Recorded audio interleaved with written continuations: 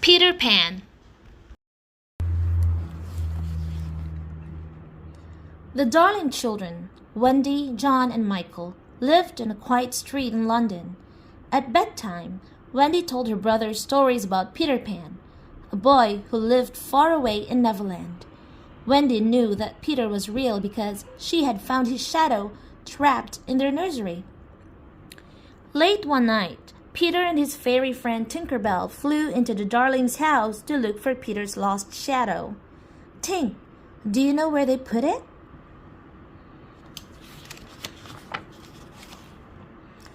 Just then, Wendy woke up. She couldn't believe her eyes. Peter Pan! Wendy climbed out of bed happily. I saved your shadow for you. May I sew it back on?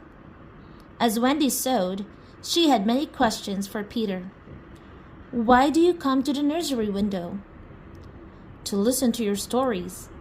I tell them to the lost boys. Wendy knew all about Peter's lost boys. Oh yes, they're your men.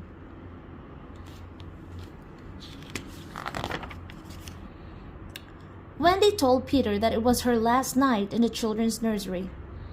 I have to grow up tomorrow. Peter realized that meant no more stories. Come on, we're going to Neverland. You'll never grow up there. Wendy couldn't go without her brothers, so she quickly woke them up. Then Peter taught them how to fly. Just think of a wonderful thought, and Tinker Bell will supply the pixie dust. Come on, everybody. Here we go.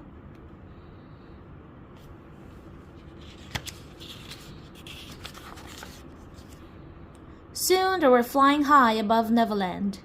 Wendy thought it was the most magical place she'd ever seen. Oh, Peter, it's just as I dreamed it would be.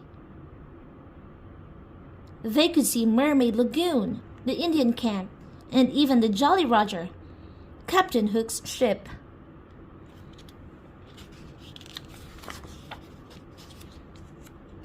On deck, the evil Captain Hook stood with Mr. Smee, his loyal shipmate. Hook studied a map of the island.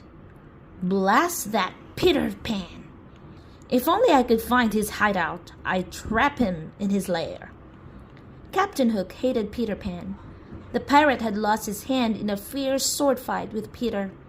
Hook's hand had been eaten by a crocodile, who liked the taste so much he followed the pirate around waiting for more. Fortunately, the crocodile had also swallowed a clock. Whenever Hook heard a tick-tock sound, he knew it was time to run.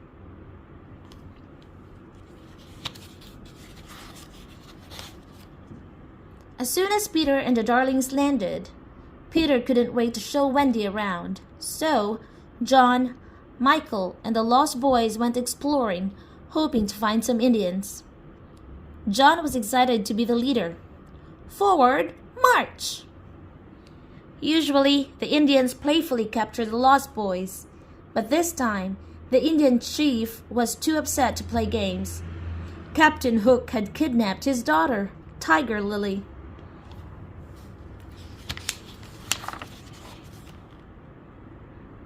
While Peter and Wendy were exploring, they saw Captain Hook and Smee in a rowboat. Tiger Lily was with them, and she was tied up. Peter and Wendy followed the boat to Skull Rock. Hook roped Tiger Lily to an anchor and questioned her. Tell me the hiding place of Peter Pan. You'd better talk, my dear, for soon the tide will be in. Even though Tiger Lily knew she might drown, she refused to tell Hook how to find her friend Peter.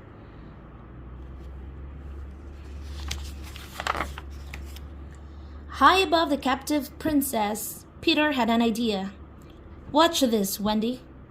He flew down and landed right on Hook's sword, jumping on the blade as if it were a diving board. Then Peter pulled out his dagger and challenged Hook to a sword fight. Peter even fought in midair.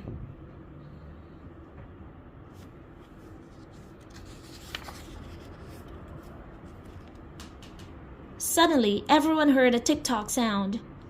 Hook looked down to see the crocodile licking his lips. "Smee, help!" Smee quickly rowed over and rescued Hook. They headed for their ship, but the crocodile followed closely behind. Peter and Wendy swooped down and saved Tiger Lily from the rising water.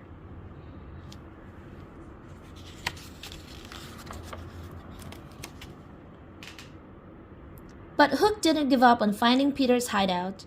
He kidnapped Tinker Bell and brought her to the Jolly Roger. The captain put on his best pirate clothes and his wickedest smile. "Welcome aboard, Miss Bell." Hook tricked Tinker Bell into showing him where Peter lived. Then he laughed wickedly and locked Tink inside a lantern.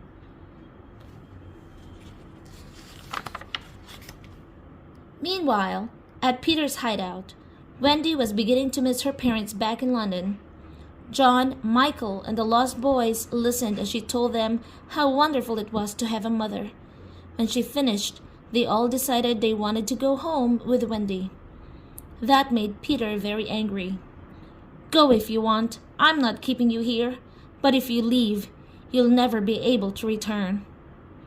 That didn't stop Wendy and the boys. They left Peter behind and raced outside, where Hook's crew was waiting for them.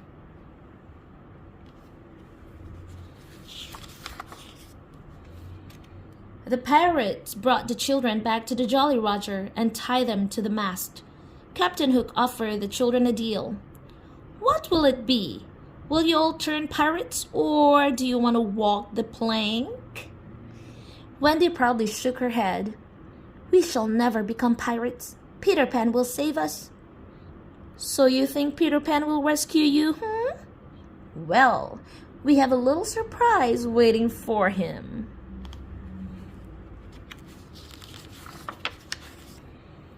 Back in the hideout, Peter discovered a package. "I wonder what's in it." But before he could open it, Tink flew in. She had escaped from the lantern after overhearing Hook's evil plan. She knew the present was actually a bomb left by the captain himself. Tinker Bell pulled the box out of Peter's hands just before it exploded. Luckily, Tink was not badly hurt. She told Peter that Wendy and the boys had been captured. Peter knew he had to save them. "Let's go, Tink."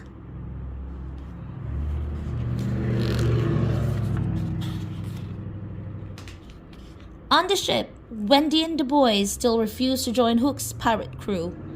So Hook ordered them all overboard. Everyone watched as Wendy bravely walked the plank first. Without pixie dust, she had no way to escape. But just before she splashed into the water, Peter arrived and caught her. Once Wendy was safe, Peter went after the pirate captain. "This time, you've gone too far, Hook."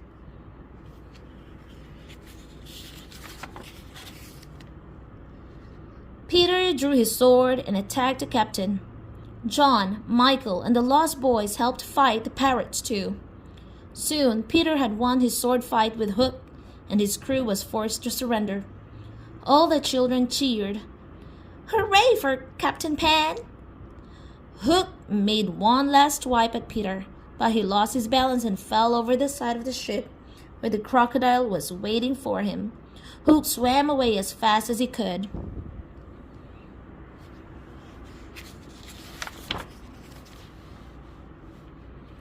With Hook defeated, it was time for the darlings to go home.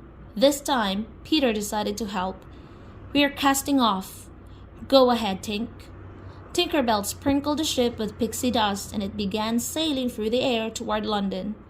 When they arrived, Wendy, John, and Michael said goodbye to their friends. They would never forget their wonderful adventure in Neverland with a boy who never grew up. The end.